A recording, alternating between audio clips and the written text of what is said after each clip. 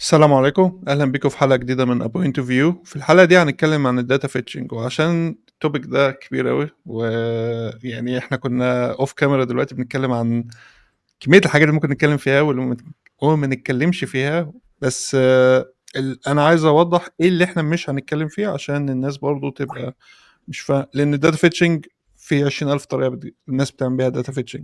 إحنا بنتكلم إن أنت عندك client side وعايز تfetch data من الكلاينت سايد ده، مش هنتكلم عن السيرفر fetched data اللي هو السيرفر بيرجع داتا وينجكتها في السكريبت تاج كجيسون والحاجات دي زي لارافيل والحاجات دي يعني، رغم ان دول فيهم فرونت اند وفيهم شغل جافا سكريبت كتير والكلام ده، بس مش ده اللي احنا هنتكلم عليه لان هو مش complicated زي الحاجات التانية. فالداتا فيتشنج احنا في اللايف سايكل بتاعت اي ابلكيشن احنا بنبيلده، سواء اس اس ار مش اس اس ار اس بي اي او يعني ايا كان نوع الفريم ورك كمان اللي بنستعمله مش بس فيو. ففي انواع داتا كتيره بنفتشها مثلا مثلا ممكن داليا تبدا تشرح لنا ايه انواع الداتا اللي احنا محتاج نفتشها وايه مثلا الكونسيرنز مع كل واحده فيهم. هو mainly الداتا اللي احنا بنفتشها هي اقدر ان اقول ان هما two types. type الاولاني اللي هو الابليكيشن داتا، ان انا عندي داتا محتاجة الابليكيشن بتاعتي كلها تكون عارفة الداتا ديت، زي مثلا setting authentication، اللانجوج بتاعتي مثلا لو انا بفيتشت او حاجة. دي اقدر اقول ان هي الابليكيشن داتا بتاعتي. وفي عندي نوع تاني اللي هو بيكون خاص ببير البيج، الداتا دي ما بتجيش غير في البيج المعينة ديت.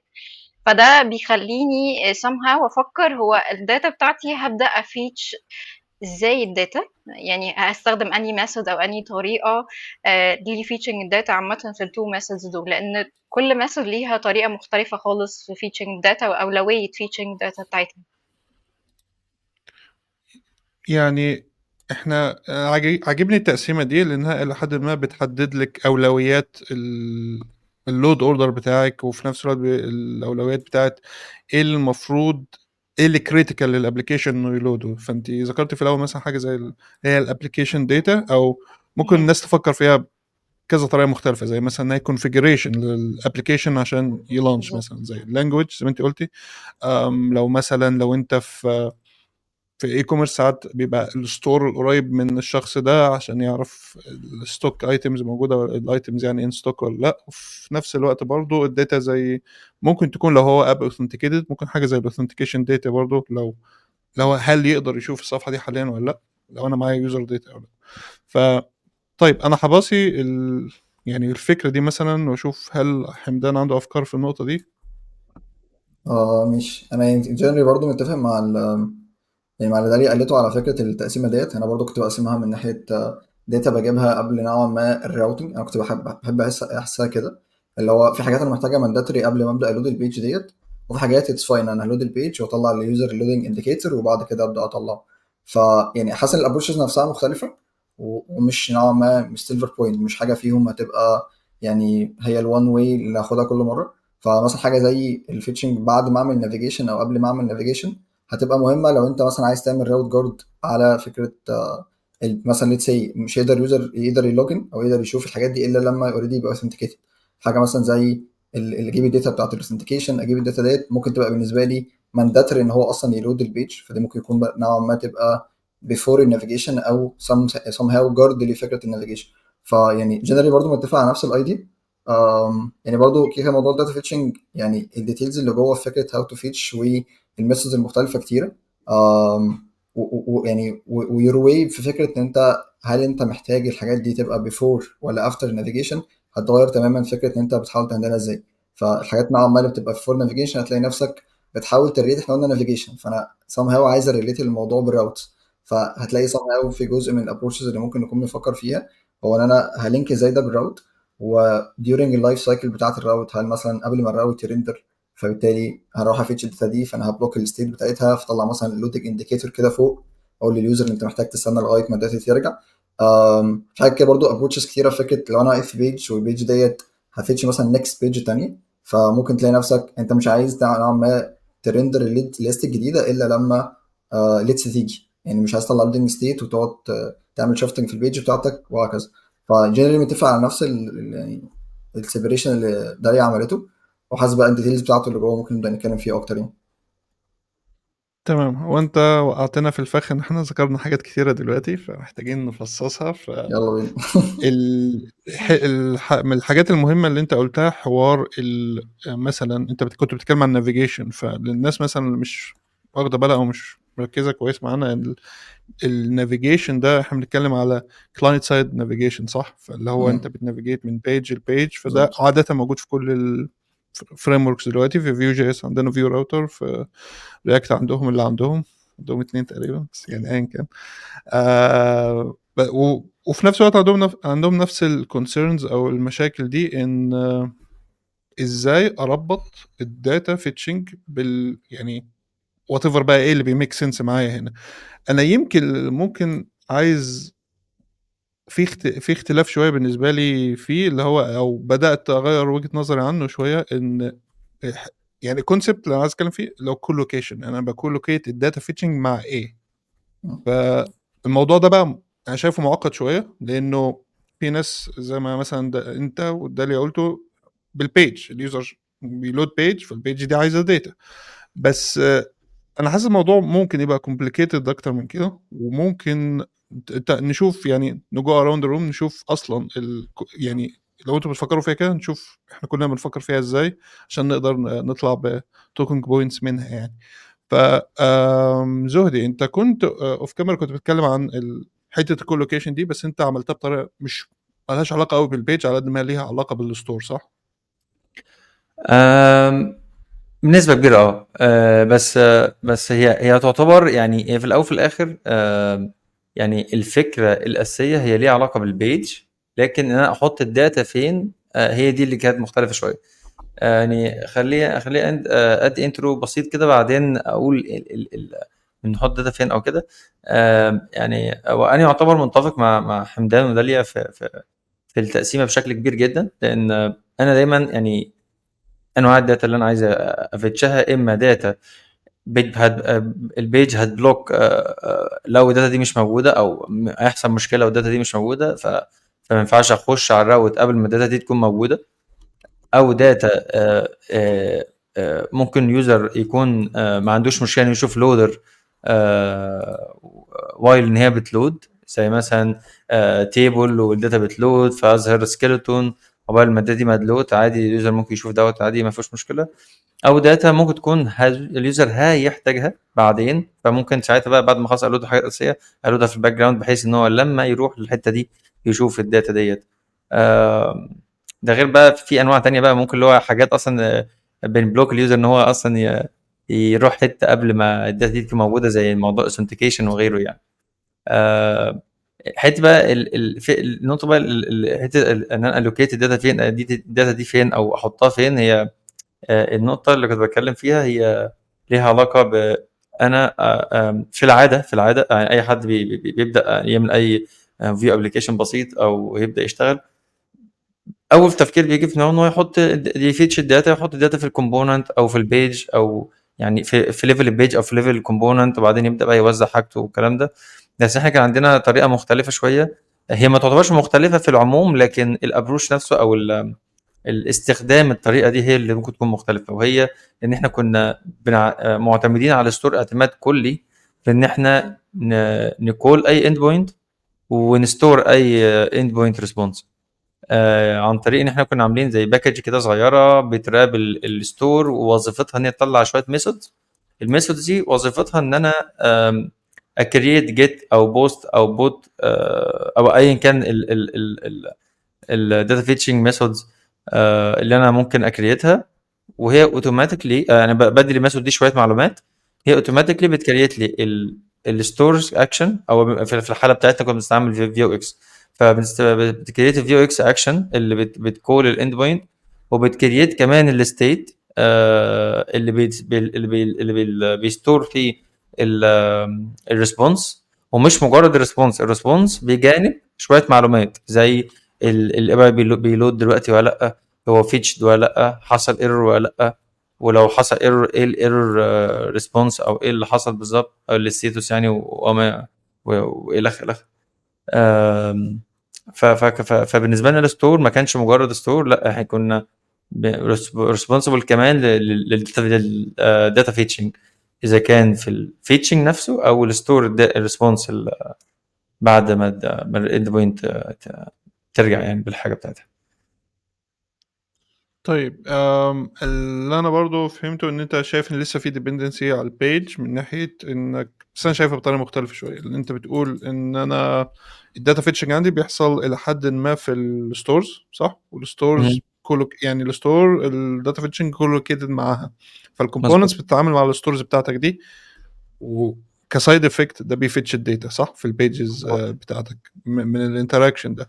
فانا اللي كنت عايز مثلا ان احنا نبص عليها بشكل مختلف، حته الكولوكيشن دي اللي هي انا بالنسبه لي مثلا في الشغل عندنا في رسائل، انا مش مهتم البيج محتاجه داتا ايه على قد ما الكومبوننتس اللي فيها محتاجه داتا ايه. فده عندي بيغير الديبندنسي شويه، ان البيج مش هي هي البيج هي برزنتيشن لاير بسيط بتجمع شويه كومبوننتس مع بعض وشكرا. ده تعريف بيج بالنسبه لنا على الاقل يعني. لكن كل كومبوننت هي اللي بتعمل الفيتشنج بتاعها. يعني لو كومبوننت تابنز مثلا ان هي فيها مثلا منشن، انت عايز تمنشن تيم ممبر معاك، فهي بتفتش التيم ممبرز داتا لو هي مش موجوده اوريدي.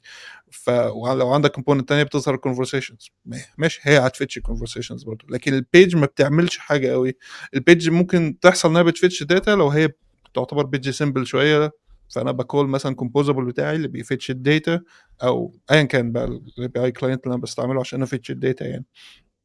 فحته الكولوكيشن دي انا حاسس ان هي اللي فيها كل الناس بتعمله دلوقتي بنشقلبها فين. يعني الكولوكيت الفيتشنج هنا، طب نوديه هنا، طب نوديه هنا، طب نوديه هنا.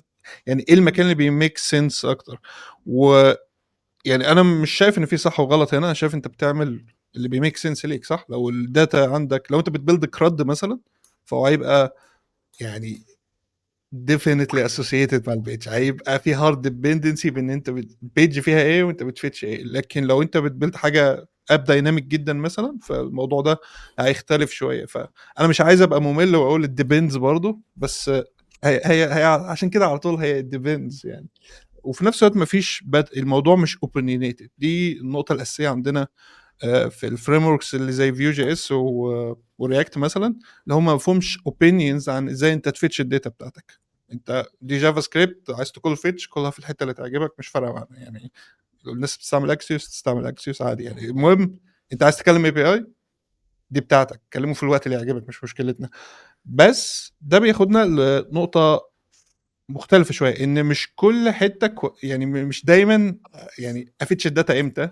دي مشكله، دي اصلا يعني دي مشكله كبيره جدا. واحنا اوريدي عملنا كاتيجورايزيشن لانواع الداتا مثلا.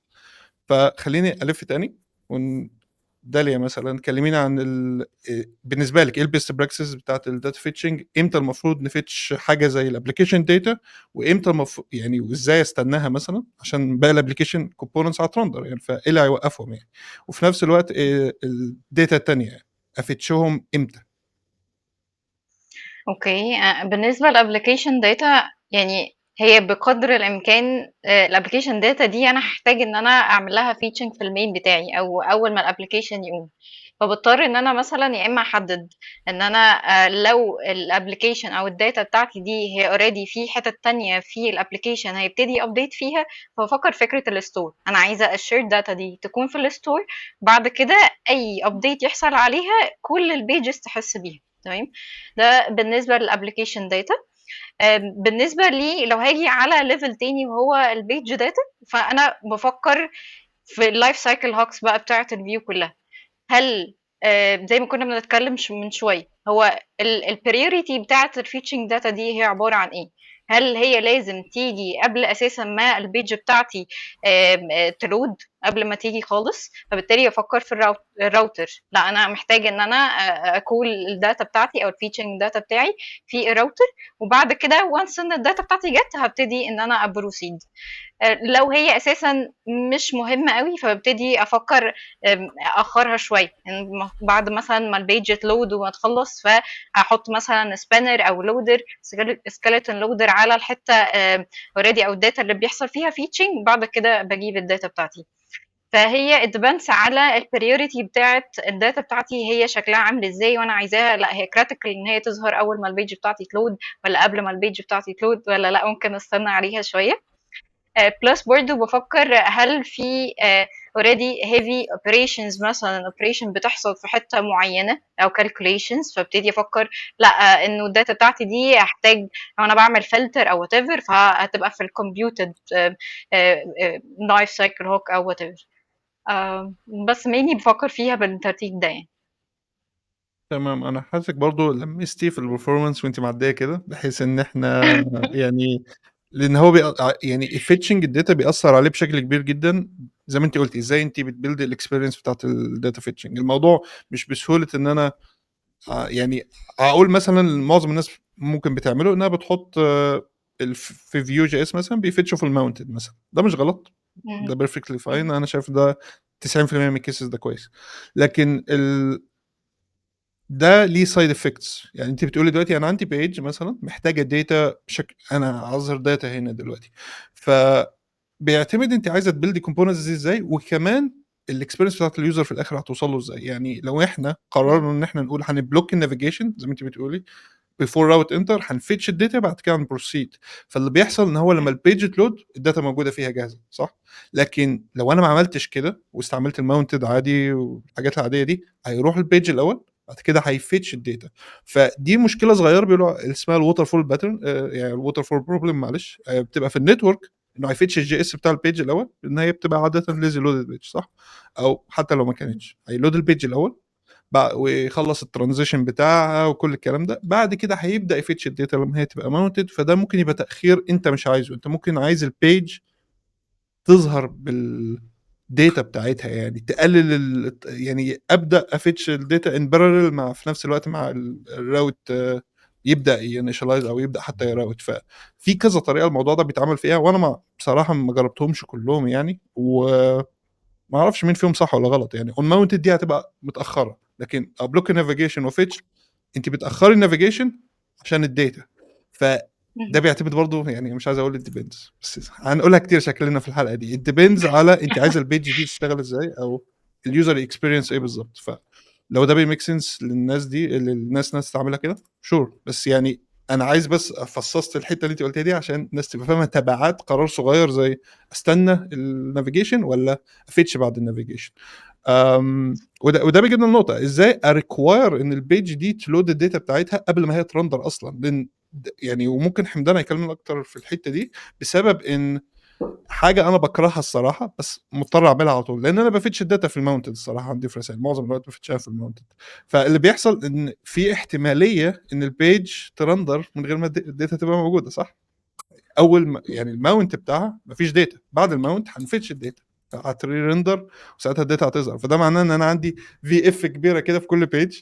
استنى هل جبنا الكونفرسيشن داتا ولا لا، هل جبنا الكونتاكت داتا ولا لا، ولو ما جبناش خلينا مستنيين ما تظهرش حاجه لغايه، لان كل حاجه هتكراش طبعا. لان حته الريكوايرنج دي بقى. فحمدان ايه رايك في النقطه دي؟ يعني انا برضو عندي، يعني عارف اللي هو احنا بنستخدم ميكسشر كده من شويه حاجات. الشباب قالوها، يعني جزء من اللي زودي قاله. احنا عندنا يعتبر يعني 3 حاجات. جزء من اللي انت قلته بتاع يعني احنا كده كده الستور هو نوعا ما السورس وفي كل حاجه درايفنج الحاجه. وفي نفس الوقت هو يعني متقسم جزئين، جزء منه كولوكيتد بالكومبوننتس وجزء منه كولوكيتد بالبيجز. احنا عندنا نوعا ما جزء منها كل بيج، يعني عارف اللي هو برضه احنا بنستخدم الكونسيبت بتاع البازلز اللي هو كل كومبوننت ان ايزوليشن بتهندل كل اللي جواها، بتفش الداتا، بتريجستر الستور بتاعها، بتعمل كل اللي هي عايزاه. فنوعا ما ده سايد شويه. الميكشر التاني هو فكره ان طب احنا دلوقتي لما بدانا انتريوز جراف كيو ال في حته كده صغيره في الاب عندنا، اند اب ان لا الكولوكيشن ما بقاش نافع يشتغل مع البيج نوعا ما. يعني انا في الاخر البيج يعني احنا كده كده عندك حاجتين تخلي البيج كلها ليها لودنج ستيت زي ما انت قلت، فهتلاقي الداتا نوعا ما جاردد على ليفل الراوت. جزء منه تاني لا خلاص انا هخلي الموضوع يعني نارو داون لفكره ان هو بيرندر على ليفل الكومبوننت، فخلاص الكولوكيشن بقى بالكومبوننت. يعني المشكله واغلب اليوز كيس ده انت لسه قايلها عوضها، فكره ان احنا غالبا في كل كومبوننت عندنا كده 3 بلوكس ثابتين از لودنج ايرور ستيت، خلاص ولا لودنج ولا ايرور ستيت، ده معناه انت عندك داتا المفروض دلوقتي نوعا ما ترندر. فببساطه يعني الكولوكيشن نفسه هنا بقى اختلف. حلول الموضوع ده انا برضو يعني في حلول كتيره يعني بروبوز على الفكره دي. فكره اللي هو نوعا ما يعني ازاي همانج الجاب ديت، او فكره ان انا ريكوير الحاجات قبلها. يمكن رياكت راوتر عملت الموضوع بتاع نوعا ما اللودرز، فكره ان بقول لك ايه، لو انت بالنسبه لك الموضوع بقى في مشكله على فكره ان انت بدل ما استنى الووتر فول باترن وان انا استنى كومبوننت ريندر وريندر جافا سكريبت، بما اننا خلاص مش رايحين لو انت مش رايح للسكه بتاعه السيرفر سايد ريندرنج، او ان انت خلاص كده كده بالنسبه لك نوعا ما البيج هترندر بالداتا بتاعتها وكل الفلو بتاعها، فانت غالبا هتند اب ان انت يا تقع في الووتر فول باترن يا تستخدم كونسبت جديد بتاع اللودرز بشكل عام. يعني اعتقد فيو بدات برضو تستخدم نفس الحاجه. يعني انا فاكر انا شفت في الكونفرنس بتاع فرونت نيشن كان حد اللي هو عامل بينيا ولا عامل فيو راوتر وكده، كان بيتكلم على كونسبت اللودرز. هو في الاخر خلاص انا عندي لودرز وعندي اكشنز، حاجه فيهم بجيت الداتا وحاجه فيهم بتميوتيت الداتا، وده بقى نوعا ما ريجستر على ليفل الراوت. بس ده تاني رجع خلى الكولوكيشن، يعني هو ما خلاش الكولوكيشن فصله شويه عن الكومبوننت. احنا قلنا حاجتين، الكولوكيشن زي ما كانت داليا بتقول يوجوالي انا غالبا عاوز احطه جنب الكومبوننت، اللي هو الكومبوننت دي يجيب ليست اوف بوستس، فانا عندي اون ماونت جيت ليست اوف بوستس، بجيب الداتا احطها في الستور احطها في ستيت واقراها. ده شويه غير الكولوكيشن، بدل ما هو بقى كومبوننت ليفل بقى غالبا بيج ليفل. هو ده ميزته ان هو يعني شويه افويد الووتر فول باترن، ان انا ما بقتش استنى لما الجافا سكريبت يجي وكده. فانا مجرد ما ادخل على الراوت انا هكولوكيت نوعا ما فيتشنج الداتا وستورنج الداتا ديت بدري شويه، فده شويه اثر الموضوع. بس ستيل اغلب يعني الديبنس اغلب اليوز كيس بتاعتنا لا ستيل اون ماونت ليفل، هات الداتا ديت والكولوكيشن لسه موجود ولسه الووتر فول بروبلم موجود. فده سام هاو برضه احنا لسه ستيل بنهندل الموضوع ازاي. تمام. وبرضه عايز زهدي برضه يشير الافكار بتاعته هنا برضه. وانا ممكن اقول حاجه ممكن ما ذكرتهاش وقت ما كنت بقول رايي المره اللي فاتت، هي ليها علاقه بالنقطه ديت. وهي ان احنا يعني الهام بنعمله مثلا في الشركه عندنا ان المين كومبوننت اللي هو الاب اب فيديو بنفيش فيه اي حاجه تعتبر ممكن نعتبرها داتا اساسيه للابلكيشن ككل. على سبيل المثال اليوزر ده اوثنتيكيتد ولا لا، طب لو اوثنتيكيتد هات البروفايل بتاعه، طب البريفرنسز بتاعته عشان بناء على البريفرنسز ديت في شويه حاجات، في شويه قرارات كده بناخدها اذا كان مثلا دارك مود لايت مود، شويه قرارات تانية ليها علاقه بالبيج ريندرنج بناء على البريفرنسز ديت. شويه مابينجز، لان احنا احنا في الشركه عندنا في كورسز وتريننجز وكده، ففي شويه كورس مابينجز كده محتاجين بنفيتشها مره واحده بس في حياه الابلكيشن او في السيشن، ممكن نسميها ايا كان نسميها. دي بنستعملها كتير قوي في بيجز، في تقريبا في كل البيجز. في شويه معلومات كده معينه دي يعني، ولو انت بتفتح الويب سايت من الاول او الابلكيشن بالبدايه دي شويه كولز لازم تحصل في البدايه عشان تبدا تشوف حاجه من الويب سايت. وانس ان خلاص الحاجات دي خلصت فتبدا تشوف بعض الاجزاء بتلود. يعني انت شفت خلاص السكيلتون بتاعت الابلكيشن، في بعض الاجزاء اوريدي لودد من الداتا اللي احنا بالفعل عملنا لها لود في البدايه، وفي شويه اجزاء تانية هي بيظهر لها بقى لودر زي سكيلتونز بقى، وايا كان نوع اللودر المستخدم. بيبدا بقى الكلام ده يلود. فيما بعد ذلك يعني احنا خلاص ده خلاص حصل خلاص وفيرست لود خلص، جاي بقى نافيجيت لحته تانية. اغلبيه الكولز بعد كده بتكون على مستوى الكومبوننتس اغلبها، الا اذا في بيج صغنونه خالص زي ما عوض كان بيقول، في بيج صغيره هي ما بتعملش حاجه غير انها بترندر مثلا تيبل ولا حاجه، يعني دي ممكن البيج على مستوى البيج بنقول الاند بوينت اللي بتفتش الداتا اللي احنا عايزين نعرضها. لكن في العاده او في الاغلب الكومبوننتس الصغيره هي بتكون مسؤوله عنها تكول الداتا، مش تستور الداتا. يعني هي دي ممكن انت ما وضحتهاش في البدايه، هو احنا الكولينج الاند بوينتس بتكون من الكومبوننتس عادي، كومبوننتس او بيجز او ايا يكن، بس الداتا كانت بتستور دايما او بتتخزن دايما في الفيوكس ستور. فعلى مستوى الكومبوننتس بقى بعد كده بعد الفيرست لود بيحصل بقى ان انا بقول اي داتا انا محتاجها، اذا كان مثلا في البروفايل بيج او في كورس معين بفتحه، فالتيبل الكومبوننت المسؤول عن انه يرندر التيبل هو بيكول حاجه زي كده. او في كمان بيج عندنا دي تعتبر يعني من اكبر واهم البيجز حاجه اسمها بنسميها الليرنينج موديول موديل. دي اللي هو لما تفتح موديول من الكورس، الموديل ده بيكون فيه حاجات كتير جدا، بيكون فيه تكست، فيديوز، لابس، فيرتشوال ماشينز، كميه حاجات بالعبيط. احنا بنسميه موديل، بس هو يعتبر فيو جديد او بيج جديده منفصله. هو عباره عن اجزاء مختلفه، يعني البيج متقسمه ل3 اجزاء، وفي اجزاء فوق واجزاء تحت وحاجات كتير. فاول ما افتح البيج زي دي بلاقي في لودرز في كل حته. وكل مكان او كل كومبوننت مسؤول عن الداتا اللي بتيجي منها، مش هو بيج بقول كل حاجه في البدايه وودي للشيلدرنز ولا، يعني كل كومبوننت مسؤول عن الجزء بتاعه اللي بيخلص بيعرض حاجته. وفي الاغلب ما بيكونش فرق كبير جدا بين كل اند بوينت او كل كومبوننت تاني يعرض حاجته، بيكون فروقات يعني ضئيله. لكن لو الانترنت بطيء شويه هيبان ان ده بيعترض قبل ده، او في جزء ظهر قبل جزء او كده. اعتقد دي اغلب الثوتس اللي عندي يعني. هو الحته اللي كنت مثلا هو برضه واضح يعني شكل الداتا شكلها مختلف عندنا كلنا، كل واحد بيتعامل مع الداتا بشكل مختلف عشان ابلكيشن مختلف. بس بالظبط. في نفس الوقت في الناس بقى مش يعني حته requiring page data، ازاي require ان الكومبوننت دي اللي انا كاتبه في التمبلت الداتا is always present، ازاي اضمن ان ده بيحصل. انا قلت انا بحط في اف فوق صح، بس ده مش حل يعني.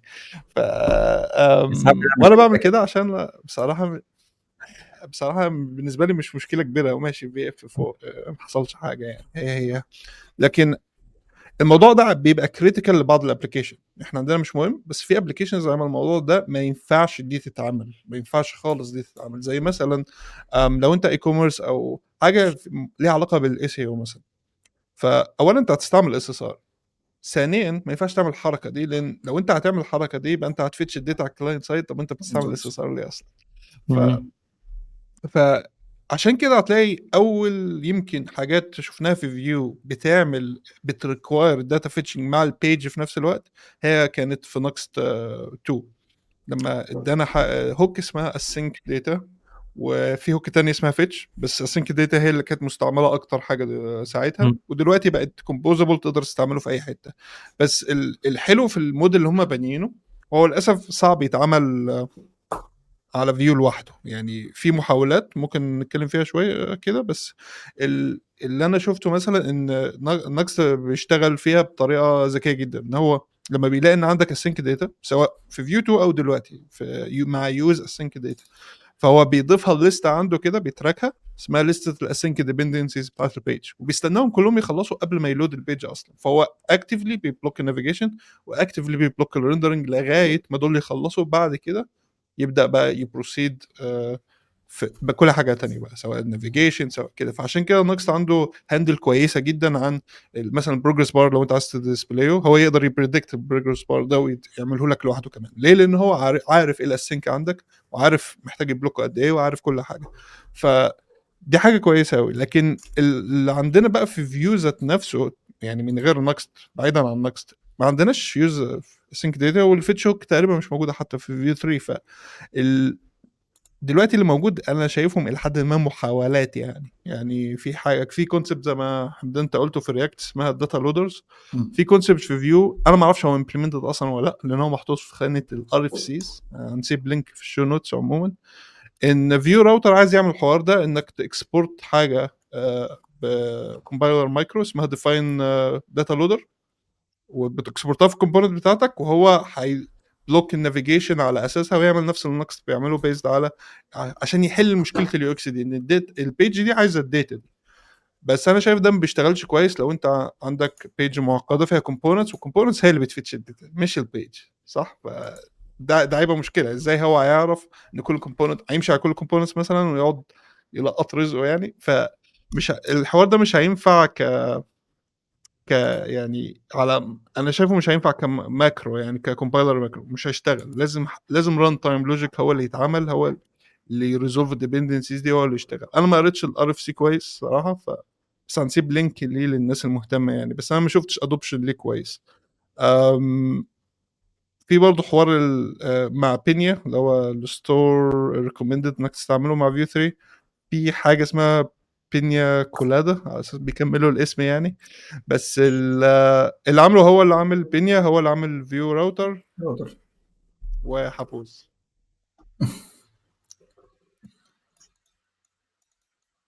ممكن بعد ما تخلص ممكن ابقى ماشي بمنشن. في بينيا كولادا. لا مش بنكرة يعني، على كونسول بس اللي هو يعني احنا قابلنا يوز كيس كده برضو. يعني احنا كان عندنا مشكله في مم. البرفورمانس بس بسبب حجم الداتا كبير، عندنا كاستمر كبير قوي بنترست والداتا بتاعتهم ماشي كتير يعني قوي. ابصيلك بس البرفورمانس يعني. بالظبط. ماشي. اوكي انا هكمل من انه وقفت على اللي هو البينيا بنكرة. كولادا. طيب البينيا كولادا ده زي بلجن بيشتغل مع بينيا بيخليه يبقى يعني احسن شويه في الداتا فيتشنج، والشخص اللي عامله هو اللي عامل فيو راوتر هو اللي عامل بينيا، فشكله هو يعني هيقول الحته دي في الفيو اكس سيستم قريب يعني. لكن انا برضو مش شايفها حاجه تفرق قوي يعني، لان اصلا بينيا كستور هو بيقلو ان انت تباسي كومبوزيشن فانكشن ليه، وانا ممكن اعمل الداتا فيتشنج اللي انا عايزه فيها مع يوز كويري بتاعت مثلا لو انا بستعمل جراف كيو ال ممكن اعمل فيها يوز اللي هو كان في اللي هي الفيتش والانفاليديت في لايبرري كده مش اسمها فيو كويري تقريبا. فيو كويري فهي بالظبط او اللي انا اعملها فيلس، فانت ممكن تعمل كل ده فيها بس يعني انا مش شايف ان احنا محتاجين ابستراكشن للشكل ده يعني. الداتا لودرز بتاعت الراوت انا شايف ان احنا محتاجينها لحد ما، لان مفيش طريقه كويسه ريكوار بيها الداتا فيتشنج يعني. في طريقه غريبه شويه مع السسبنس، مش عارف استعملتوها ولا لا، بس انا السسبنس دي عايز اعملها حلقه لوحدها مش هاخد فيها كتير يعني. بس دي اللي انا باكسبيرمنت فيها حاليا في حوار ان انا احل مشكله البيج دي عايزه الداتا دي ومش عشان ابطل احط الفي اف بتاعتي اللي فوق دي. فالسسبنس بتخلي الكومبوننت بتاعتك اسync، يعني بتخليها ينفع تستعمل فيها اويت في التوب ليفل بتاع السيت اب، يعني السيت اب بتاعك ينفع يبقى اسync، فده معناه انها اوريدي بتشتغلش غير مع كومبوزيشن اي بي اي، فكيب ذات ان مايند يعني. فانا ممكن اقول انا هاويت كذا الفيتشنج بتاعي في السيت اب كود بتاع الكومبوننت ذات نفسه، وده هيبلوك الريندر بتاعها، ده هيبلوك الريندر وهيبلوك النافيجيشن حتى من نفسها، بسبب سسبنس بتشتغل بنفس الطريقه اللي نكست بيشتغل بيها، بتكولكت الاسync ديبندنسيز بتاعت كل النستد كومبوننتس بتشتغل بالطريقه دي يعني. فهي شغاله كويس جدا، بس هي غريبه لان هي بتخليك زي ما انا قلت ما ينفعش تستعملها لكل الداتا فيتشر. انا شايف استعمالها الوحيد المفيد هي فعلا مع البيجز اللي بتريكواير داتا، لكن البيجز اللي مش بتريكواير داتا او مش فارقه معاها الداتا قوي يعني ف مش مفيده قوي. فخلي الكلام ده في الحلقه بتاعتها يعني. بس خلينا نتكلم مثلا عن برضو عن من ضمن البيست براكتسز في الداتا فيتشنج البرفورمانس. طبعا ما ينفعش دلوقتي احنا قلنا احنا بنكولوكيت الفيتشنج مع كل كومبوننت صح. طب انا عندي بيج فيها 100 كومبوننت، كل واحده عايزه تعمل الفيتشنج بتاعها، فيلا بقى 100 ريكويست يطلعوا مره واحده، والموضوع ده مش هيبقى ظريف يعني. فحمدان كان عنده افكار في الحته دي.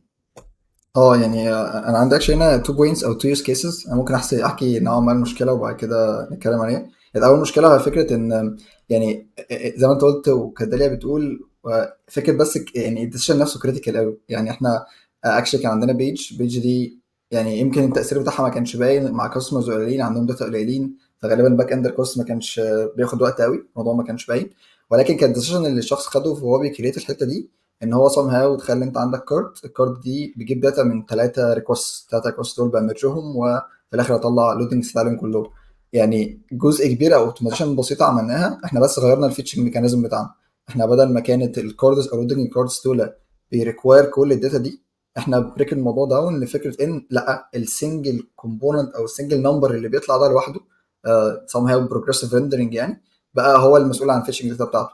فعاوز اقول عليه ان كنترولينج بس، او فكره انت يعني هتكول الفيتش بي اي امتى او تكول الباك اند بتاعك امتى وفين يعني والتاثير بقى فكره يعني هو في الاخر بيطلع منه تو فاريبلز كده صغننين قوي، لودنج وايرور، بس دول عناف يعني انت لو ما خدتش بالك منهم هيزعلوك كتير وهيزعلوك كتير، وفيهم اوتومايزيشنز كتير. يعني اكشلي انا اغلب الحاجات اللي ببص عليها كبرفورمانس اوتومايزيشنز بشوف التو فاريبلز دول مستخدمين ازاي، يعني بشوف اللودنج ده مستخدم فين والريفلكشن بتاعه عامل ازاي، وابدا انارو داون بس فكره الريفلكشن بتاعه لحته تحت.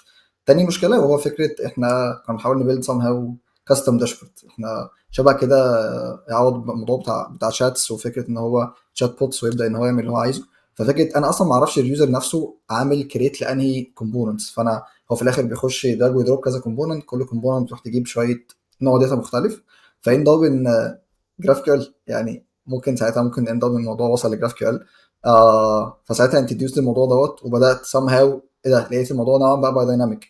انا بقيت قادر يعني اخلي كريتنج الكومبوننتس دايناميك، قادر اخلي فيتشنج الكومبوننت يعني سوبر سكوبد على الحته اللي هو فيها الريفلكشن بتاعه، وافويد نوعا ما كميه الريكوستات اللي بتتبعت البارل ديت مع بعض بسمبل تريكس. وقعت في حته بتاعت ان انا بقيت كده عامل كابلنج بين تو كاردز لوحدهم، بقيت الاثنين في نفس الجراف كيو ال، وغالبا الريسولفنج بتاعهم هيبقى واحد، فلو فيروا هيفيروا مع بعض وهكذا. بس يعني قصدي بس يعني انا عايز افوكس على حته ان جزء كبير من البرفورمانس بتاعه اول بوينت فكره هتلود داتا امتى، ازاي كولوكيتنج الحاجات دي لبيجز او كولوكيتنج الحاجات دي لكومبوننتس، تستخدم داتا لودرز، تستخدم بقى سسبنس، تستخدم اللي انت عايزه. وفكره يوزنج بقى الريفلكشن بتاعها يعني اللودنج والاكسس بتاع الايرور ستيت والكلام ده بيسمع في انهي ليفل. ف يعني برضو من الحاجات اللي نوعا ما الواحد اتعلمها بالهارد واي فكره سكومنج الموضوع، لان هي برضه تريد اوف، يعني هنقعد نقول ات ديبندز، ولكن الحاجات لما بتطلع على ليفل بيج او بتبقى بتبلوك كذا حاجه والحاجات دي يعني مش سيمانتيكلي ريليتد قوي لبعض، بين ده كيوزر اكسبيرينس ما تبقاش احسن حاجه. ففي اليوز كيس بتاعتنا اتليست يعني كان مناسب قوي تو بريك الموضوع داون لفكره ان انت حاجه صغننه، انت مسؤول عن الفيتشنج بتاعك، انت المسؤول عن الستيتس بتاعتك. وده برضو اند اب لبوينت تانية ممكن نبقى نتكلم فيها قدام في الحلقه، على فكره هو احنا عندنا حاجات ريبيتيتيف كتير، كل فانكشن بروح اناديها كفيتش بي اي از لودنج از كوماند في هي لودنج، فاروح اعملها في الستور زي ما كان زهدي بيقول از تيبل ليست لودنج، وفي الاخر بعد ما اخلص في الفاينلي ولا في الكاتش ولا في الدوت زن الراجل ده فولس، بعد ما اخلص في ايرور ستيت تعالى هاندل ايرور ستيت دي ونعرضها. فاين دبل اللي هو طب احنا هنقعد نهندل الموضوع ده في دايركشن ان احنا نعمل ده بايدينا، احنا برضه بنستخدم فيو 2، فعوض ما تحاولش تشمت فينا عشان المستخدم مش كومبوزبل، بس يعني somehow لو الموضوع كان كومبوزبل كان نوعا ما كومن كومبوزبل يقولنا نرمي فيه الكلام ده كله ونبيلد بايدينا، او ممكن ساعتها بقى تروح للحاجات بتاعه فيو يوز وفكره تاني ستاك وفكره الحاجات اللي هي بتمانج ده ليك، فهي بتعمل somehow abstraction للموضوع ده ايزير في فكره يعني الريدندنسي بتاعت الكود، او حاجه من الحاجات العنيفه جدا واللي برضه بتاثر كتير قوي في الداتا فيتشنج هو which is الكاشنج. يعني الموضوع بيفرق قوي، هو في الاخر انا هكاشن الحاجات ازاي، وبدات الكاشنج يبقى تشالنجز لما دخلنا في حته الجراف كيو. مش عايز افتح في حاجات كتيره، بس يعني ان جنرال اوبتمايزيشن برضه كريتيكال فيه 2 بوينتس، هتفتش فين كوماند ليفل ولا بيج ليفل، والريفلكشن بتاعت التو ستيتس اللي بيطلعوا منه لودنج وايرور بيرفلكتوا في اي حته. ف ده ان جنرال يعني. هو وانت قلت حاجات كتيرة برضه ما انا انا حاسس ان انا مضطر انباك، انا مضطر ان انا انباك يعني، بس من ناحية الشماتة يعني خلاص انا خلاص بقى. الموضوع أنا مش هتكلم يعني، مش هتكلم بس هو فيو 3 الى حد ما الابستراكشنز زي ما انت قلت، يعني اللي بيحسن الاكسبيرينس بتاعه الفيتشنج والحاجات دي هي الابستراكشنز اللي انت بتبلدها حوالين ايا كان اللي انت بتعمله. لان لو كل شويه ان انا عندي يوز كويري، طب هات لي اليوز كويري، طب في از لودنج وايرور، طب لو في ايرور اعمل ايه، طب لو في از لودنج اعمل ايه، طب يعني فاهم يعني كل بالظبط. شويه. يعني لو عندك يعني في الداشبوردز بالذات اعتقد في داتا يعني خاصه الانستا باج متهيألي في حجم داتا مهول بيتفتش في اي حته. رسائل برضو نفس القصه، وأنا متاكد يعني معظم الابلكيشنز المعقده بيبقى بشكلها كده، لكن يعني ساعات ما فيش مفر منها. هي از لودنج هتعمل ايه، هتسيبها صح؟ لازم تقول لليوزر ان في حاجه احنا بنعمل حاجه، استنى شويه. ف ودي من يعني في ناس كان في مش عارف انتوا واخدين بالكم من الضجه يعني اللي بتحصل حاليا على بالتريقه يعني بتوع ريلز ولارافيل علينا احنا بتوع الجافا سكريبت ان احنا مأفورين يعني شويه في الفرونت اند، بس يعني ما كل ده ان بيرسوت اوف ايه يوزر اكسبيرينس مش زي اللي عندهم ماشي.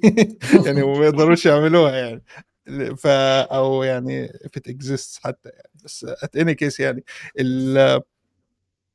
اللي مثلا شايفها حاجات من ضمن الابستراكشنز المهمه في اي مثلا، ودي من واقع خبرتنا انا عملت فعلا فيتشنج كلاينت اكشلي، فهو بيستفيد من يعني محتاج يبيلد ابستراكشنز معينه عشان اليوزر ما يدلش مع الحاجات دي. زي مثلا انت بتقول كنا بنتكلم مثلا جراف كيل، انا شخصيا بحب الجراف كيل جدا، ولو بدات اتكلم عليه مش هبطل اتكلم يعني سيبه بعدين. بس الفكره ان دلوقتي زي ما انت بتقول في دوبليكيت داتا ممكن افتشها مثلا، صح؟ يعني في انت بتعرفش يعني لو حاجه يوزر مثلا جنريتد ان في بيج هو بيبلدها، انت بتعمل بيج بيلدر او ايا كان، فهو حاطط كومبوننت هنا وحاطط نفس الكومبوننت هنا. طب ما الاثنين هيعملوا نفس الفيتشر ريكوست، صح؟ لانك كولوكيت الفيتشنج مع الكومبوننت. فانت لو فده بيخليك اسهل، هو اسهل من ناحيه انا مش محتاج اقلق انهي كومبوننت هو وداها فين، دي بتاعته مش مشكلتي، صح؟ لكن في نفس الوقت ده كريت لك مشكله جديده، ان انت دلوقتي ماشي ممكن 5 كومبوننتس كلهم يبقوا عايزين نفس الداتا. طيب هتعملها ازاي؟ هنا انا شايف ان الحل مش بالضروره يكون عليك كواحد بيبيلد يعني كيوزر اوف، او يعني انت الواجب عليك انك تعمل ابستراكشن معين ان يخلي الموضوع ده الى حد ما اسهل. فانا بالنسبه لي مثلا في اللي انا عامله في فيلاس مثلا، وموجود في معظم الجراف كيول كلاينتس، يعني دي مش حاجه يونيك، ان انا بعمل حاجه اسمها داتا، بعمل ريكوست دي دوبليكيشن. ان انا اول ما انت بتقولي فيتش انا بفتشش، انا بستنى 10 ملي سكند. انا يعني بشتغلك، انا بقول لك انا هستنى 10 ملي سكند بس عشان اشوف في حد تاني عايز يفتش حاجه ولا لا. بعد كده الاقي الكومبوننتس دي احنا بنقول الريندرنج بتاعهم مفيش 1 ملي سكند فرق بس ما بينهم قبل ما كلهم يتريجروا الريكوست بتاعهم. ففجاه على يعني هيجمع حبه ريكوستات كده، بعد كده يتفرج عليهم يشوف ايه ده في 5 منهم نفس الحاجه، فهيطلعهم هياخدهم كلهم ويطلعهم في واحد، وبايب البروميس ليهم كلهم نفس البروميس في الاخر. يعني هي عشان بيستفيد يعني من خاصيه البروميسز ان هي تشينبل، وان هي يعني ينفع يضحك بيها عليه، يعني البروميسز جامده من الاخر. المهم فينفع تعمل بيها حاجات زي كده. فانت طلعت ريكوست واحد، فانا دلوقتي حتى عندي يعني احنا بنعمل ده عشان بنستعمل فيلس في الرسائل وعارفين ان هو بيعمل كده، احنا مش حاطين اي ريستريكشن. انت تكول يوز كويري في الحته اللي تعجبك، ما تقعدش تفكر طب الكومبوننت دي فين، طب الكومبوننت دي فين، طب دي ممكن نبسها كبروب عشان البيرنت يفتشها عشان احسن. لا، كل زي ما انت عايز في اي حته تعجبك، هو هيهندل الابستراكشن ده ليك. انت مش لازم تقلق انك تعمل دوبليكيت داتا فيتشنج. وده بيخلينا يعني انت بتقول مثلا في اوبتمايزيشن زي الكاشنج، احنا قافلينه، ما عندناش كاشنج، قافلينه في الداتا فيتشنج خالص، واحنا بنفتش داتا كتيره جدا يعني، ومع ذلك البرفورمانس كويس جدا يعني. فاحنا عاملين شغل حلو قوي يعني، مش عايز يعني مش هتكلم علينا يعني، بس يعني بس كل ده بوسيبل مع فيو 3 ان في هي الكومبوزبل ابستراكشنز حلوه قوي في الموضوع ده، بتسهل حاجات كتيره. وفي نفس الوقت احنا محملين على لايبريز ومحملين على كلاينت سايز، انا فاهم ان هم بيعملوا كده، فانا اقدر اسند عليهم جامد. يعني في ناس هتلاقيهم بيجيبوا يوز كويري وما يعرفوش هي بتعمل ايه، لكن لو انت عارف انها بتعمل كده ده هينفلونس الديسيجن بتاعك وانت بتكتب الكود بتاعك، صح؟ فانا شايف دي حاجه يعني، بص كتابه الكود بقى للديفلوبرز نفسهم ازاي نعمل لايبريز وابستراكشن للديفلوبرز، ده حوار جامد لوحده يعني. بس خلينا في نقطه البرفورمانس. ومثلا انا يعني داليا دايما بتجاوب على قد السؤال، بس انا عايز اتكلم على الابلكيشن عندكم، اتكلمي عن الداتا فيتشنج يعني، البرفورمانس بالنسبه لكم ايه، الكونسيرنز ايه، الحاجات اللي انت بتاخدوها في الاعتبار يعني ممكن تتعاملوا معاها. هو انا برضو ممكن اتكلم على يوز كيس يعني كانت حصلت معانا. هو اوريدي احنا كنا حاطين assumption كده انه 3/4 الريكوست بتاعه البيجز انكولت في الراوتر، تمام. which is in برضو نفس البوينت اللي كان بيقولها حمدان، ان انا محتاجه يعني كل الحته دي اتحلت. فكره ان انا ابص على ريكوست وادي لها بريوريتي، ولا هو الريكوست ده ممكن يتاخر شويه، الريكوست ده اوريدي هو بير كومبوننت، فانا مش محتاجه ليفل ات اب للدرجه دي، تمام. فابتدينا نبص بمنطلق تاني ناحيه هو ايه الحاجه الكريتيكال بشكل اكبر، تمام، بحيث ان هي لا هي دي اللي تكون عندي في الراوتر بس، او الراوتر يكون مسؤول عن الفيتشنج بتاع الداتا بتاعها. ميني دي كانت اكتر يوز كيس كانت ضاربه في الابلكيشن كله. ودي ابتدينا يعني مع التويكه البسيطه دي هي غيرت كتير في البرفورمانس بتاع الابلكيشن. يعني من ناحيه انكم اهميه الداتا الكريتيكاليتي بتاعتها بالظبط. فيعني هو طبعا يعني الموضوع كبير قوي يعني. ممكن اقعد اقول طب بنحدد ازاي بقى كريتيكال، طب بتعملي ايه بالظبط في الكود عشان توصلي للكريتيكاليتي دي. بس يعني هي دي كلها يعني الكود اللي احنا بنكتبه عندنا هو اللي بينفلونس ده. بفتش فين، بفتش امتى. فاحنا عندنا هوكس كتيره ممكن نستعملها صح للفيتشنج، زي مثلا لو احنا عندنا راوتر زي فيو راوتر، في ابلكيشنز ما فيهاش راوتر اصلا، لو هي بتبقى مش سنجل بيج ابلكيشن بكلاينت سايد نافيجيشن، لا هي سنجل بيج از هي صفحه واحده، ما فيش صفحه ثانيه، هي صفحه واحده بس، ممكن مش نقول بفيو راوتر اللي هي اس بي سنجل اي. فيو.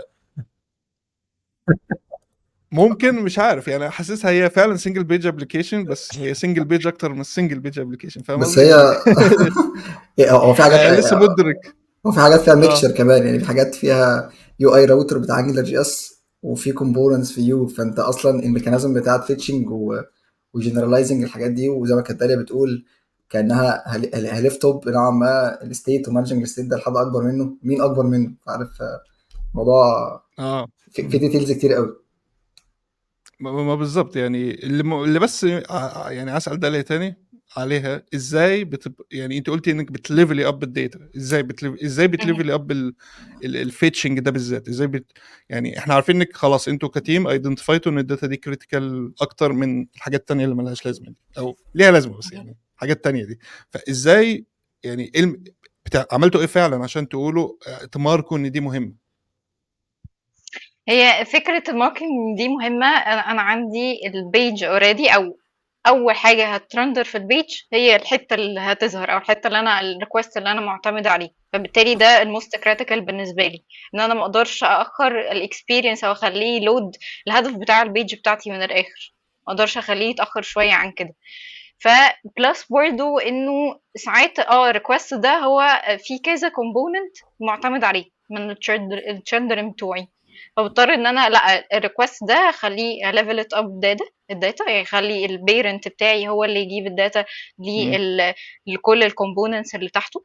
وفي الحته دي بقى بفكر في الاستراتيجي اكتر، هل انا محتاجه اني اوريدي اكولت في راوتر، ولا محتاجه ان انا اعمل يوتيليتي، ولا محتاجه ان انا مثلا افكر في باترن زي الداتا بروفايدر. هو فكره ان انا في داتا اوكي اكتر من كومبوننت معتمد عليها، فاقدر اشيل كل اللوجيك ده واخليه بره خالص، وفي الاخر اراب الكومبوننت بتاعي بالبروفايدر، فبالتالي اقدر ان انا اجيب الداتا واعتمد على الستيتس المختلفه بتاعتي، من بقى اللودنج، من فكره ان في ايرور وهكذا يعني. هو كويس انك ذكرت كلمة بروفايدر، لان كنت انا بتساءل ازاي ادخلنا يعني في الموضوع، بس يعني احاول الخص اللي انا فهمته وانت تقولي لي انا فهمت صح كده ولا لا. انتوا عندكم الليفلز بتقسموها على ازاي انا بفتش الداتا، ده الاكت اوف ماركينج ان دي امبورتنت ولا لا. فاهم ليفل عندكم او هو البيج دي مش هتفتح من غيرها، فانت بتحطوها في الراوتر لايف سايكل هوكس مثلا، زي بيفور بيج انتر والحاجات دي. فدي لو انتوا بالظبط. حاطين الفيتشنج هناك، دي اهم حاجه، دي كريتيكال، دي هتتباس لكل التشايلد كومبوننتس اللي جوه البيج، مفيش اعلى من كده. البيج هي الروت بتاعتي، فوقها يمكن الابلكيشن داتا، فدي حاجه تانية. طيب والفيتشنج بقى في اللايف سايكل هوكس العاديه، زي مثلا ال اون ماونتد مثلا، الحاجات دي الانديفيدوال كومبوننتس او الداتا اللي هي مش كريتيكال قوي، فانا عادي هموديل اللودنج ستيت ليهم، احط لهم لودر صغير وكده يعني.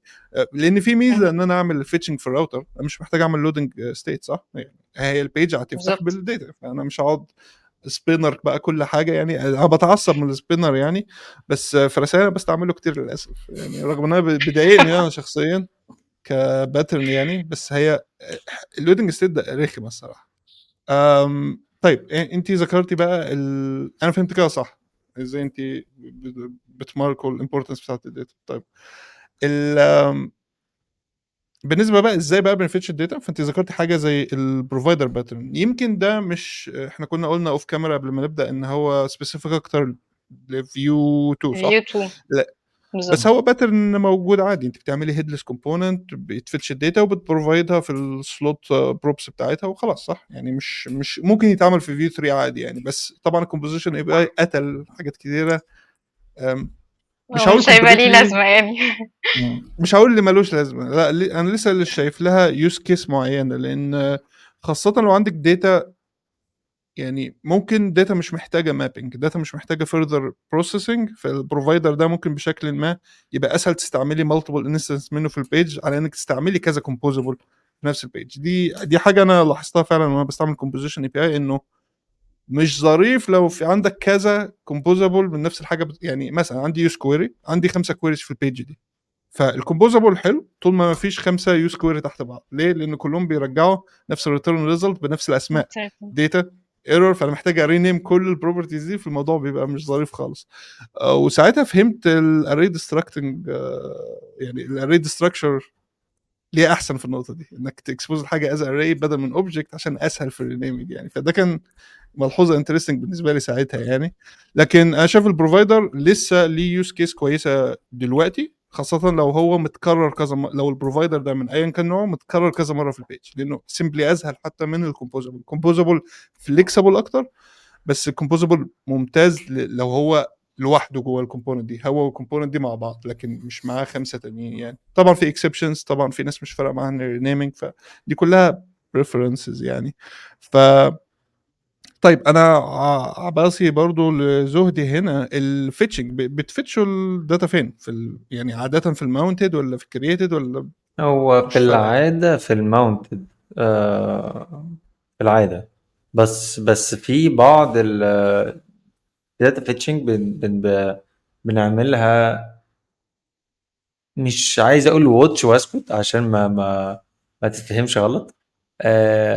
بس المقصود بيها ان هي لما معلومة معينة تيجي، لما معلومة معينة نعرفها، على سبيل المثال مثلا مش هجيب اليوزر داتا الا لما يكون يوزر لوجد ان، مش هجيب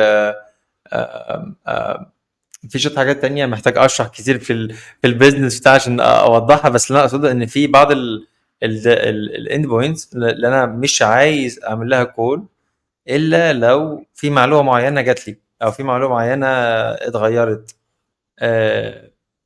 فما ينفعش اريلاي قوي على الماونتد، بس الماونتد مرتبطه بالكومبوننت ان يكون ماونتد.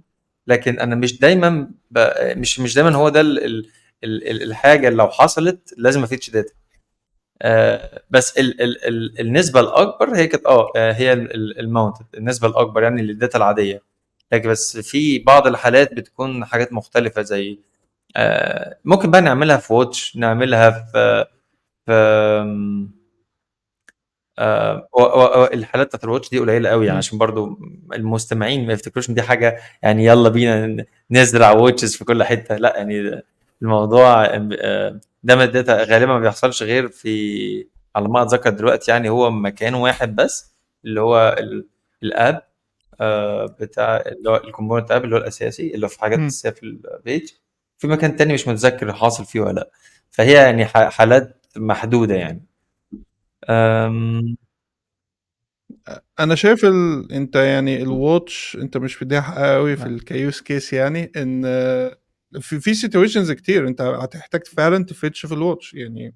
انا بعملها كتير، وزي ما انت قلت معلومه مش كومبليت هتبقى كومبليت بعدين دي بقى انا ما اعرفش، معتمد على اليوزر انتراكشن. مثلا اليوزر لما يكليك حاجه ساعتها المعلومه دي هتبقى عندي، ساعتها هعرف الود حاجه معينه.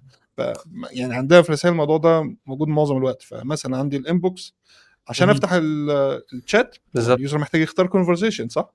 طيب ما هو بس الشات ريندر، فهو قاعد مستني اليوزر يكليك، فيكليك على الكونفرسيشن. بقى عندي كونفرسيشن اعرف افتش الكونفرسيشن، فدلوقتي بفتش الكونفرسيشن بس في عندي سايد بار مستني الكونفرسيشن تلود عشان يعرف على اساسها هي الكونفرسيشن دي فيها ايه، وديسبلاي اوفر فيو معين عنها وعن اليوزر ده بيزد على الكونفرسيشن. فزي ما انت شايف عندي واتش مستنيه واتش مستنيه واتش. الموضوع يعني والى حد ما مش كلهم في نفس الكومبوننت. الموضوع كومبوننتس جوه كومبوننتس وبيواتشوا بروبس وبيواتشوا حاجات ستورز وبيواتشوا مش عارف ايه، فاللي هو الموضوع عابر للقارات شويه، فاهم؟ اللي هو ايه، بيواتشوا بعض كده كله مستني التاني يعمل حاجه.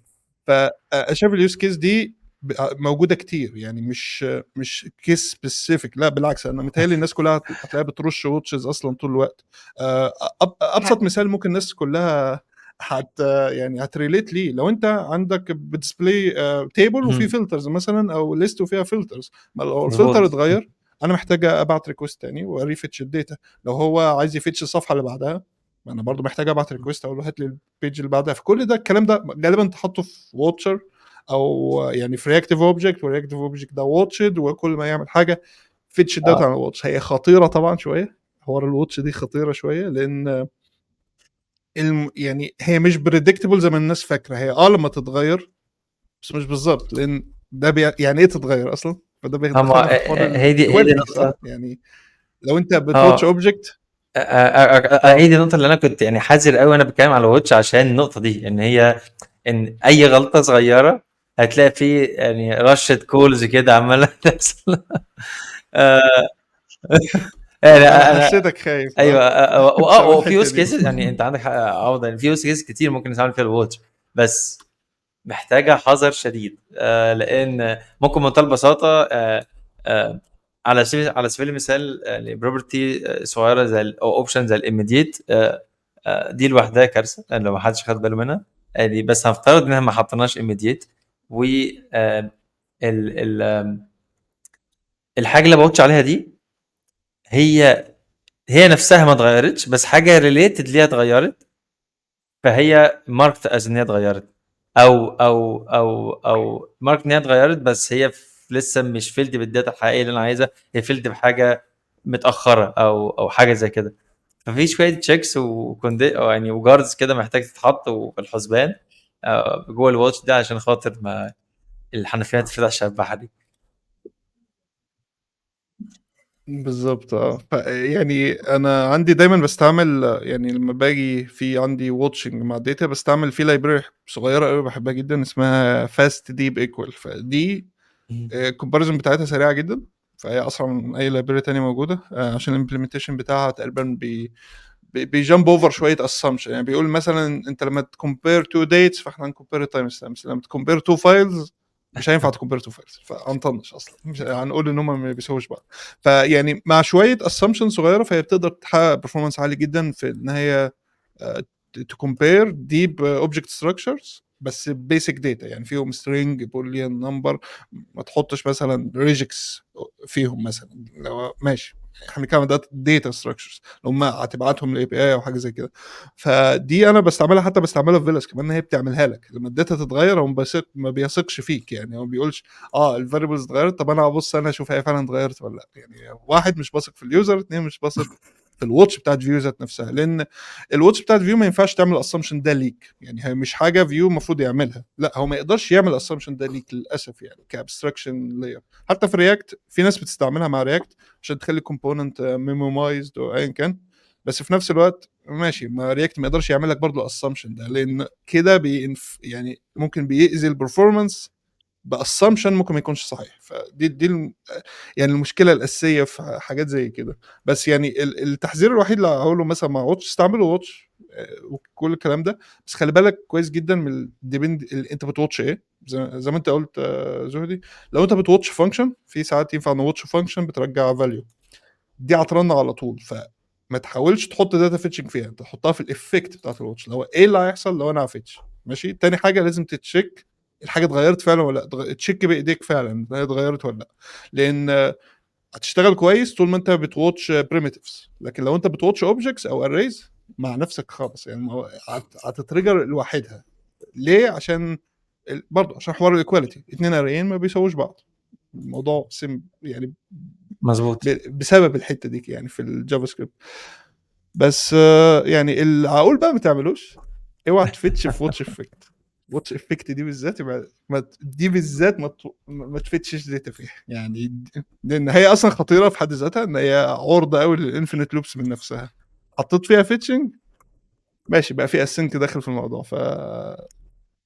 المشكله الناس مش يعني صعب انك تبريدكت البيهيفير بتاعها مع الاسync والاويت والواتش عموما برضو، بس الواتش اسهل شويه، سهل تبريدكته لان ده كول باك. لكن في افكت لا، ما هو بيجمع الديبندنسيز في الاسync كود ده، فهتلاقيه بيجمع الديبندنسيز لغايه اول اويت، بعد اول اويت ما عادش بيجمع الديبندنسيز. فيا اما هتشتغل كويس يا اما يعني عشان ده حظك حلو انك ريفرنسد كل الديبندنسيز اللي انت محتاج توتشها قبل الاويت. بس لو انت ما عملتش كده مش هتشتغل زي ما انت عايز، فهتحس ان هي ما بتوتشش حاجه. ماشي. والاسامبشن بتاعك مش هيكون غلط قوي يعني، لكن في نفس الوقت برضو ممكن تحط نفسك في انفينيت لو، عشان الحاجات اللي انت بتوتشها قبل اول اويت اتغيرت بعد الاويت، فهيعمل سايكل تاني، فهيعمل سايكل تاني، هيعمل سايكل تاني. ف ابعدوا عن واتش افكت. يعني لو انت عارف انت بتعمل ايه تعمل على واتش افكت، لكن غير كده يعني انا بخاف منها. يعني انا بلاقي نفسي ماشي انا هستعمل واتش افكت فايه، ابعد عن اي، ما ينفعش تبقى السync. يعني ده اول حاجه، ده اول رول حاططها لنفسي، عشان البريدكشن انك تريزون حتى لو انت فاهم، زمايلك مش هيبقوا فاهمين، هيقول لك انا هحط الحته دي هنا وخلاص، لكن يا مش اما هيجرى مش شغاله يا حاجه. اما هتبوظ الدنيا يعني. مش هيجرى حاجه بالظبط يعني. ويقول اشتغلت عندي، بعد كده تلاقيها ما اشتغلتش على البرودكشن، وده احتمال وارد على حسب انت كمان بتترانسبايل الكود بتاعك ازاي. لو انت لسه بتترانسبايل من غير ما تسيب اويت في الفاينل باندل، في ناس لسه بتحولها لجنريتورز بالباب الكونفيجريشنز والحاجات زي دي، اعتقد موجوده لسه مع الكونفيجريشنز بتاعت ويب باك وفيو 2، لسه ده بيحصل. البيهيفير هيبقى مختلف، خلي بالك. دي حاجه من الحاجات اللي انا اتخبطت فيها، وده اللي هي وانا قاعد مش فاهم اللي بيحصل. طيب انا يعني هقول، يعني اقول احنا كده ذكرنا ايه سريعا بنفتش الداتا فين. يعني بعد ما اخدنا جوله كده كويسه، احنا عندنا السيرفر هوك، سوري الراوتر هوكس، زي بيفور راوت انتر وافتر راوت انتر. ففي ناس ما اعرفش ليه انت هتستعمل الافتر راوت انتر بصراحه يعني، بس غالبا لو هتستعمل حاجه تبقى بيفور راوت انتر او بيفور راوت ابديت. الاثنين دول اللي انت غالبا هتفتش داتا فيهم، او هتريفتش داتا فيهم، زي مثلا مع بيفور راوت ابديت. بس انا شخصيا يعني هواتش الراوت وهفتش فيه يعني بالواتش اللي احنا اتكلمنا عليه، مش هستعمل بيفور راوت ابديت الصراحه يعني. بس في فيو 2 الموضوع ممكن مختلف. يعني انا بتكلم برضو من منطلق انا شغال كومبوزيشن اي بي بس. ف يعني انا مش بغيظكم يعني، بس يعني ما علينا. النقطه الثانيه في الماونتد والكرييتد وبيفور ماونتد والكلام ده، فممكن الناس ما تلاحظش ان فيهم مشكله قوي يعني.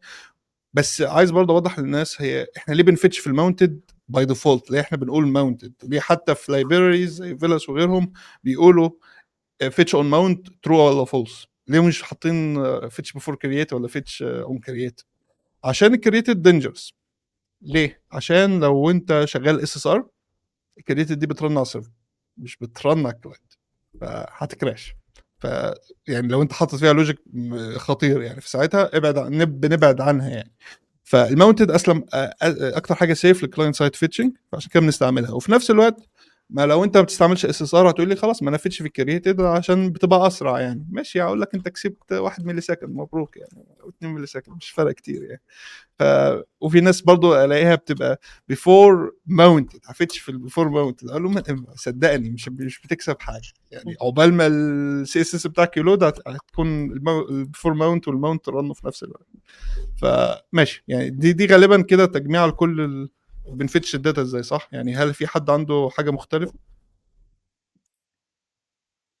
تمام، لان دي تولز متاحه لنا في فيو يعني. يعني في ناس هتلاقيها بتفتش برضو في السيت اب، يعني في السيت اب نفسه بيفتش فيه، وساعتها ده ايكويفالنت لبيفور لكرييتد هوك. بس ده برضو مش هيديك حاجه لو انت شغال كلاينت سايد بس، انت مش كسبان وقت في الموضوع ده. فهي زي الماونت، هي زي اي حاجه تانية. السبب الوحيد اللي يخليك تفتش في رايي في السيت اب انك تكون ناوي تستعمل سسبنس وتقوتها بقى في الموضوع ده، ودي قصه تانية، خلينا بلاش نيجي جنبها يعني. طيب انا دلوقتي ببص برضه على شويه حاجات ممكن نتكلم فيها هنا.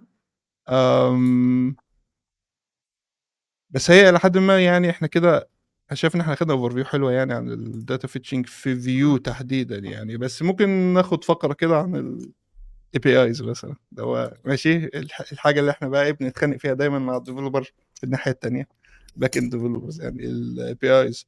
في الداتا فيتشنج انا بيبقى دايما يعني بقى لي فتره في معظم بروجكتس اللي بشتغل فيها، انا هتعمل لي جراف كيو اي بي اي انا مش هشتغل معاك يعني، الموضوع بالبساطه دي.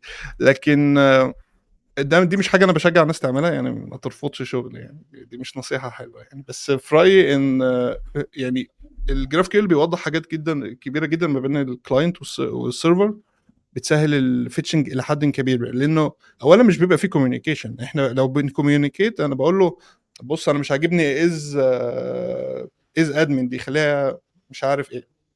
احنا بنتكلم على اسماء، بقينا بنتكلم في ليفل تاني خلاص، ما قلناش بنتكلم على بنتكلم على شكل الداتا، بنتكلم على مش عارف ايه، لكن مش بنتكلم على لا انا عايز الداتا دي، لا دي مش اكسبوزد، لا دي اكسبوزد، لا انا عايز اري، لا انا مش عارف عايز داتا تايب ايه. لا، فالجراف كيقول لي فيه سكيما، فهو بيقول لي انا خلصت، اروح اتفرج على سكيما مش عجباني بقول له. لكن مش ديسكشن دائم، مش باجي باللابتوب اقعد جنبه على الترابيزه ونقعد نهاش اوت اللي بقى شكله هيبقى عامل ازاي وانا محتاج ايه ومش محتاج ايه.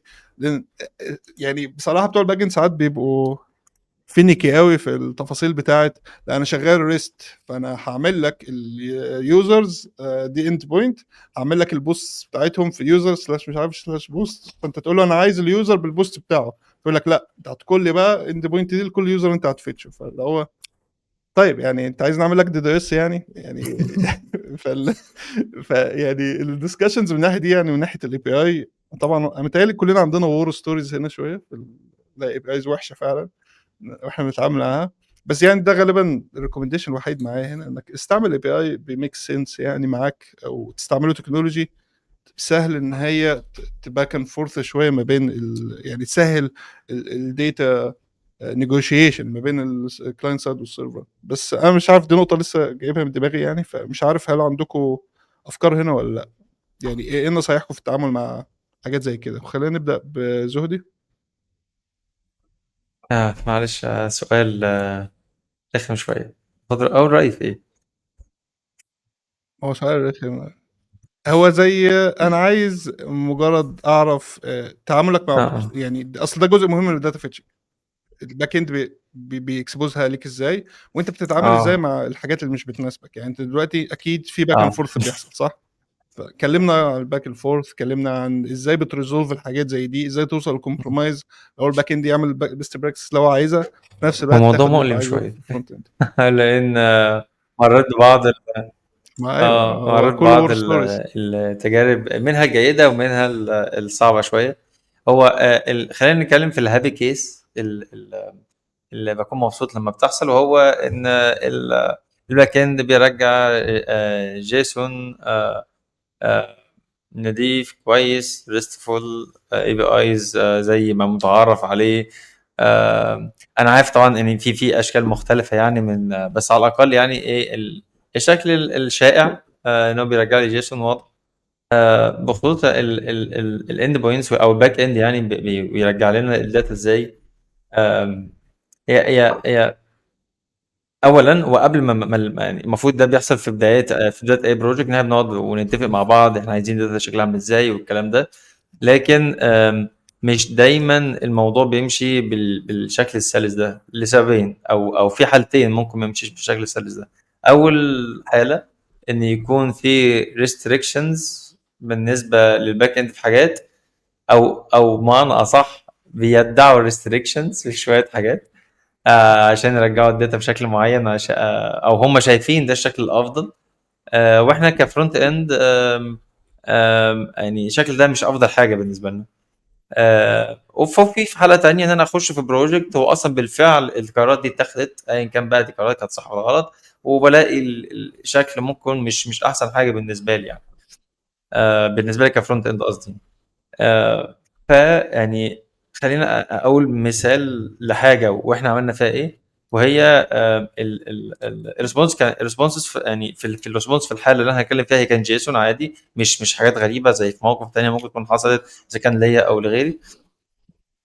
بس تسميات البروبرتيز ما كانتش كامل كيس، كانت سنيك كيس مثلا، او كان فيها يعني ميكس من حاجات تانية. او ممكن من الوقت للتاني بيحصل تغييرات مش منطقية. ف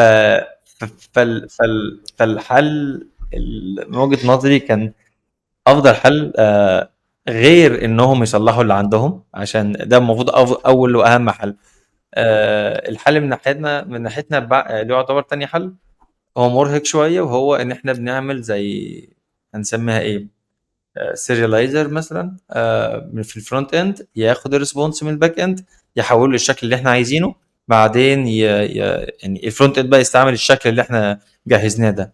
هو ده ليه ميزتين. الميزه الاولانيه في الكيس دي ان هو حل المشكله بتاعت ان الحاجه بتجيلنا بشكل او بطريقه او بتسميات مش ظريفه، ولو دخلت في الكود بتاعنا هتعمل عك كتير. والميزه الثانيه بس دي ميزه عامه بقى ملهاش علاقه بالكيس ده على الخصوص، ان لو انا عايز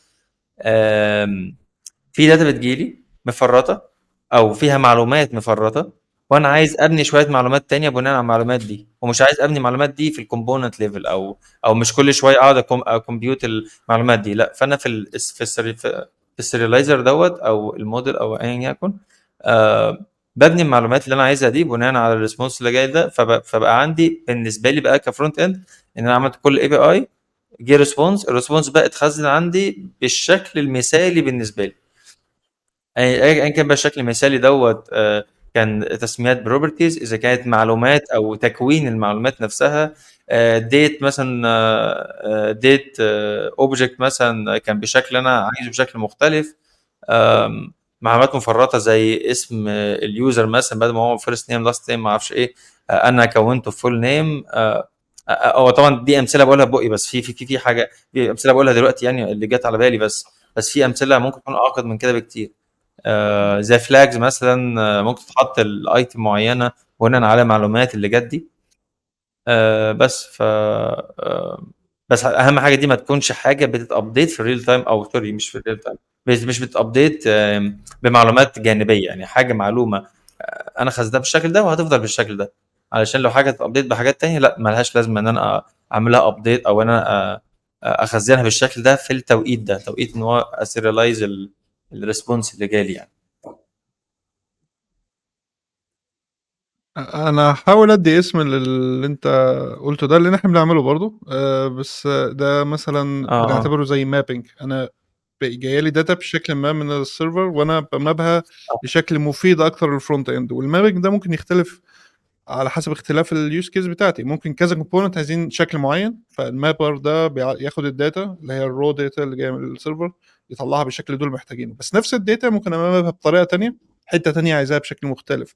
فدي هتلاقي ناس، يعني انا شفت لها كذا اسم وشفت لها كذا ناس بتديها كذا اسم، بس هتلاقي الناس بيسموها مثلا موديلز، بيعملوا فولدر موديلز كده عندهم ويقعدوا يعملوا كلاسات او ما شابه. بس انا احنا بنصح بنستعمل الناس يعني ما كلاسات، تستعملش كلاسات عشان ما بتشتغلش حلو في الرياكتيفيتي، ما او بتشتغلش حلو في واحنا الرياكتيفيتي بنستعمل ما تستعملهاش. بشتري شيكه واحنا بقى. بنستعمل الكلاسز بس في الموديلنج بتاعت الداتا، لكن استخدام الداتا دي بعدين لا، احنا ما لناش دعوه بالكلاس دي في اي حاجه، يعني هي ليس الا شكل ظريف ان احنا نحول الداتا من شكل لشكل، بس مش لا اكثر ولا اقل، ما بنستعملهاش جوه في لا ما خالص. تستعملوهاش في الرياكتيفيتي. تمام اه. دي الحته الخطيره، يعني الكلاسات ما بتشتغلش حلو مع الرياكتيفيتي. يعني فلو الناس بتعمل موديلز وبتاخد الموديلز بتاعتها دي وتستعملها في الابلكيشن، لا انت تحاول تعمل كلاسات مثلا بستاتيك ميثودز او بحاجات بحيث انها تغير لك شكل الداتا وتطلع لك داتا رو تقدر تستعملها في الكومبوننتس مظبوط. بتاعتك عشان تبقى لحد ما سيف. يعني احنا عندنا حاجه شبه كده بس بنستعمل فانكشنز بس، مش مابينج فانكشنز مش اكتر، وعندنا كتير جدا منهم يعني. فيعني انا متخيل ده يعني السكشن ده حاسه كان هيبقى تايتل احسن ليه ما بعد الفيتشنج، يعني احنا فيتشين الداتا بنعمل بيها ايه. بس ما علينا. طيب حمدان كان عنده حاجات عايز يقولها يعني. يعني احنا برضو بالنسبه لنا ما كانش فيه عداوه بيننا وبين تيم باك اند. يعني اغلب الحاجات يمكن برضو عشان طبيعه البروجكت نفسه كانت الحاجات كانها وان تو وان مابنج. يعني اغلب الحاجات somehow يعني بنزيد فيتشرز كتيره، ولكن في الاخر الاي بي اي ثابت، ما فيش الكونفنشنز بتاعتنا والستراكشر ماشيين بيه كان ثابت، لحد ما وصلنا لاكشلي لتو بوينتس او يعني يوز كيس، هو دي اللي كنت بتكلم عليها من شويه. خلتنا من شويه نحاول نفكر نادابت جراف كيرل. اول مشكله ظهرت معانا ان احنا نوعا ما البيجز بتزيد كتير، وفي معلومات بقت نوعا ما somehow scattered او يعني متكرره دوبليكيتد في اماكن كتير. فانداب ان بقول لك المعلومه اللي بترجع اليوزر بروفايل، يعني انا بقول فور اكزامبل اليوزر بروفايل ومثلا الايميل بتاعه بترجع في اند بوينت. في حته ثانيه انا عايز مثلا اليوزر بروفايل والايميل بتاعه وجويند امتى وكل التفاصيل دي كلها. فانداب ان بدات تحصل كونفرزيشنز بتاعت استخدم الاند بوينت دي، لا دي فيها داتا كتير انا مش محتاجها، انا كده باوفر فيتش، طب اعمل لك اند بوينت جديد. ف يعني هي حرفيا البيز يوز كيس بتاعت جراف كيرل. بس احنا كنا بنوفر كام الموضوع بفكره خلاص ماشي تعالى طيب هعملها لك وهاجي على نفسي المره دي، مره انا اوفر فيتش ومره انت تيجي على نفسك وتعمل لي اند بوينت جديده. ده السايد التاني، ويمكن بقى اليوز كيس اللي كنا بنحاول نعمل فيها موضوع الدايناميك داشبورد. الداشبوردز نفسها اليوزر يقدر يكريت الداشبورد دي او يقدر يكريت الكارد دي يعني بكاستم كويري هو عاملها، حاجه كده شبه يعني سيكول هو بيعمل حاجه نوعا ما كاستم هو اللي عايز يعملها، او بيجيب سبيسيفيك داتا. فاند اب ان انا في الاخر كفرونت اند بقى احنا اكشلي انتروديوس الموضوع يا جماعه، وانا مش هعمل اند بوينت ولا فانكشن بتجيب كل يوز كيس لكل يوز كيس دي. احنا عملنا سام هاو جنريتور فانكشن او يعني جنريتور لاير كده. الجنريتور لاير دي بتاخد شويه معلومات اللي هي متسيفه لللاي اوت او الكاستم داشبورد عامله ازاي، يكون هو كومبوننت تشارت. فانا نوعا ما مثلا لو انا هجيب معلومات ليتس ايه عدد الايرورز اللي حصلت عند اليوزر نستوعب نوعا ما performance monitoring وكده، انا هجيبها كاري فانا هستخدم الكي ده. لو هجيب سنجل نمبر او رقم بيعبر عن الافريج او 95 برسنتايل او ان كان هجيب الكي ده. فايه ده ان احنا ايه ده، طب ما هو ده اكشن يوز كيس بتاع جراف كيل. فساعتها اتجهنا برضه لفكره خلاص احنا عملنا لاير كده في ابستراكشن جنريتور لاير بتاخد المعلومات اللي محتاجاها تجنريت جراف كيل كويري. جراف كيل كويري بتتبعت بتكاش، يعني السايكل كلها بقت شغاله لوحدها ما بنعملش اي حاجه. فبالتالي اي كومبوننت جديده بتدخل في السيستم اوتوماتيكلي هاندلد، وده دخلنا في سكه اللي هو ايه ده، طب ما الموضوع حلو. احنا عندنا اكشلي كومبوننتس كتيره وبنحتاج نكررها في اماكن كتير اللي بيختلف بس سام هاو. يعني الداتا اللي بتجيبها منين، ممكن يكون نفس الاوفر تايم تشارت بس مثلا بيجيبها من عدد الايرورز، حد بيجيبها مثلا من الانيشال بيج لود اوفر تايم، حد بيجيبها من الراوت تشينج. ف يعني اند اب ان احنا بالنسبه لنا لا احنا يعني بدانا موف سام هاو لفكره جراف كيول. فدي يمكن الكيس بتاعتنا ما كانش فيه يعني نوعا ما مشاكل كبيره قوي، او يعني كانت هيدن لغايه ما بدات التو يوز كيسز دول يظهروا يعني. يعني انتوا بتستعملوا جراف كيل ولا لا؟ ميكست. حاسس لا ميكس يعني ما بص يعني هو اغلب اصل هو في الاخر يعني جزء ادابتد من يعني من سام هاو في برودكت معين. بعد ما بدانا نادبت اوكي احنا بدانا نيوز ات انتنسفلي يعني. بس كده كده طبعا كل الحاجات القديمه موجوده زي ما هي، ما عملناش مايجريشن سام هاو لفكره الحاجات دي. بس بنادبت يعني غالبا اغلب الحاجات النكست بقت جراف كيل. وده سهل كتير من الكوميونيكيشن، احنا حرفيا ما بقيناش ندسكس، احنا متفقين. ميزه جراف كيل برضو ان هي تايبد، فانا في الاخر اكسبكتيشنز بيني وبين الراجل سام هاو معروفه، هو عنده السكيما ببص على السكيما. فانت ان احنا اوفر تايم احنا بقينا مثلا بنعمل بيجز جديده فيها ميكس من الداتا اللي جبناها من البيج الفلانيه، الداتا اللي جبناها من البيج الثانيه. لا انا خلاص انا كفرونت اند بقى الموضوع بالنسبه لي سهل، انا مش محتاج اكلم باك اند في ديتيلز.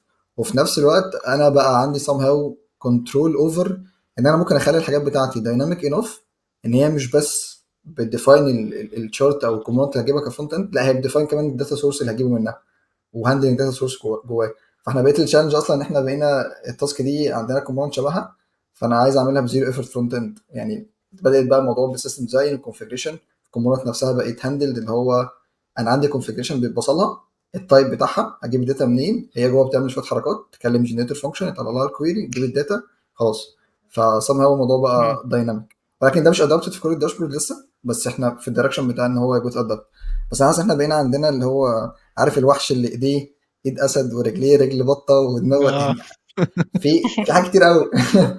انجلر جي اس مع فيو مع لسه ستيل مثلا الانترسبتورز بتاعت اكسيوس والحاجات اللي بتعمل سواء ما فاليديشنز على ريكوست اي حد 401 مثلا كستاتس كود طلعه بره الداشبورد شويه حاجات كده. فصام هو الموضوع موجود وادابتد ولكن بليفلز مختلفه. الموضوع برضه ستيل عشان بيجز كتيره وعشان يعني السبيد بتاع كل تيم مختلفه، فالادابشن بتاع حاجات بيبقى مختلف. ولكن الميزه ان هو اليوز كيس بتاعتها فيتد عندنا، وبالتالي بدانا اصلا في اغلب المشاكل اللي بقت بتطلع لنا بقت بتحصل يعني من اليوز كيس اللي كانت داليا بتقول عليها من شويه. موضوع اليوزر انفو مثلا اول ما دخل احنا عندنا الموضوع ده عنيف قوي في مثلا يوزر سبسكريبشن، في فكره هو الراجل ده على انهي بلان، ايه البرودكتس الاليجيبل ليه، طب في جوه البرودكت نفسه في بيرميشنز يعمل حاجات ما يعملش حاجات.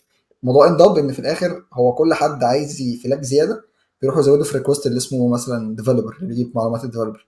فاند اب اند اب ان الديفلوبر ده عنيف قوي يعني كتير كبير قوي وفي داتا كتير قوي ومش منطقيه. ففي محاولاتنا احنا لا هو خلاص الحاجات الجينيريك اللي كنا محتاجينها نحطها هناك، ولا عايز حاجه يروح يجيبها بجرافيكال ريكوست فيعمل اللي هو عايزه يعني. تمام، يعني هو ده منطقي لان انتوا عندكم داتا كتير، مش هي اليوزر هو اللي بيقول هو عايز يشوف ايه، صح؟ فانت ما بتقدرش تبريدكت هو هيعمل ايه، ما بتقدرش بالظبط. تبريدكت هتفتش ايه. انا شايف يعني سوليوشن زي ده هو الشيء الوحيد اللي كان هيشتغل يعني باقل الم ممكن يعني. وفي نفس الوقت اليوز كيس هي بتفرض عليك التكنولوجيز. لو انا عايز نفس الداتا بس كيز مختلفه، انا عايز نفس الداتا بس داتا زياده، داتا اقل، اوفر فيتشنج اندر فيتشنج. بصراحه كل ده بيسكرين بالنسبه لي جراف كيل، لكن في كذا حاجه تانية يعني في بره موجوده. لكن انا شخصيا بستعمل يعني سبب رئيسي برضو من جراف كيل هو التايب سكريبت انتجريشن بتاعه، ان انا ممكن اخد السكيما واحولها كلها لتايب سكريبت تايبس وابني الفرونت اند بتاعي على المودلز بتاعت السكيما دي، مش المودلز بتاعتي انا، لا المودلز بتاعت الباك اند هو. فلو هو غير بروبرتي شالها، فرونت اند عندي هيشتكي، ولو انا هو زود بروبرتي وانا ما استعملتهاش مش هيشتكي، مفيش حاجه هتحصل. لكن حاجه ما كانتش نالبل بقت نالبل، فرونت اند هيشتكي. فالحوار ده بقى سهل جدا لدرجه ان في حد يعني من الناس اللي شغاله معايا، هو اخويا يعني شغال معايا، هو باك اند، فهو كان بيبيلد حته معقده شويه في البوت بيلدر بتاعنا. البوت بيلدر يمكن من اعقد الحتت عندنا في السيستم، واخويا كان المفروض هو يبني حاجه جديده فيها فرونت وباك يعني، فاللي هو بيغير تايب وبيزود تايب وبيعمل شويه حاجات. فهو عمل كده وخايف بقى اللي هو ايه، طب انا هعرف منين انا المفروض هعمل ايه في الفرونت اند، لانه حته كود الى حد ما صعبه يعني. فهو انا عاجبني المصطلح اللي هو استخدمه عشان يدسكرايب الاكسبيرينس بتاعته مع التايب سكريبت والجراف كي ال، في ان هو ازاي امبلمنت الفيتشر دي من غير ما يبقى فاهم او يبص حتى في الكود كل سطر بيعمل ايه. فهو بيقول لي انا قاعد اواكامول التايب سكريبت ايرورز. فواكامول دي اللعبه، عارف اللي هو الفار اللي بيطلع لك من الحفره وتضربه بالمطرقه دي وتقعد تنزل وقعد تطلع لك، فهو قاعد يعملها مش فاهم من الاول للاخر كده. غير التايبس في الباك اند، رن التايب تشيك، طلع له لسته ايرورز، فقعد طيب الغي صلح الغي لغايه ما قال بقى الفيتشر شغاله. فاللي هو طيب التايب سكريبت حلو اهي. ايرور دريفن ديفلوبمنت. بالظبط. فانا عاجبني الطريقه دي، ان هو لان هو يعني احنا بنتكلم في ناس تقول لا كان لازم يقعد يفهم الكود يفهم الموضوع ده. ماشي يا جماعه، اولا ده كود معقد جدا، ثانيا هو كان المفروض يعني الفيتشر دي تخلص يعني، فلو هو عنده 6 شهور يقعد يقرا ويفهم ماشي قشطه، لكن مش كل الناس عندها الرفاهيه دي يعني. يعني أنا عجبني المصطلح لو استعمله كده يعني. فانا شايف ان انت اختيار التكنولوجي مع الباك اند مع الاي بي اي لما يوصلوا الليفل ده من الانتجريشن، هو بص يعني هيريح جامد جدا على قد ما هو هيزود كومبلكسيتي يعني.